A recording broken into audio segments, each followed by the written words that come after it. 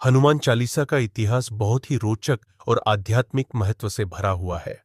इसे समझने के लिए हमें इसके रचयिता गोस्वामी तुलसीदास, उस समय की धार्मिक पृष्ठभूमि और हनुमान भक्ति की परंपरा को जानना होगा।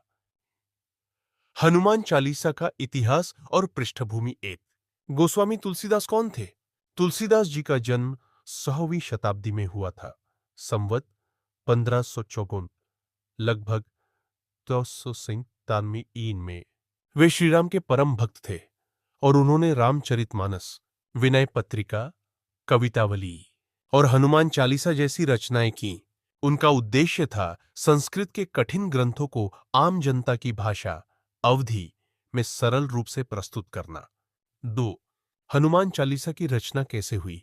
हनुमान चालीसा की रचना तुलसीदास ने तब की जब वे काशी, वाराणसी में रह रहे थे।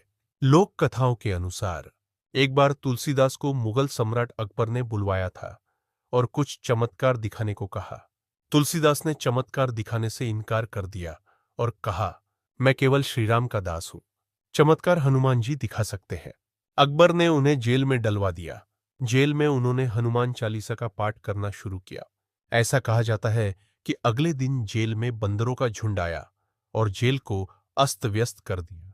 इससे अकबर घबरा गया और तुलसीदास को रिहा कर दिया।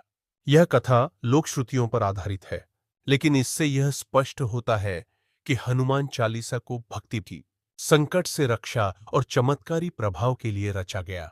सामत्रेसी, हनुमान चालीसा का आध्यात्मिक महत्व।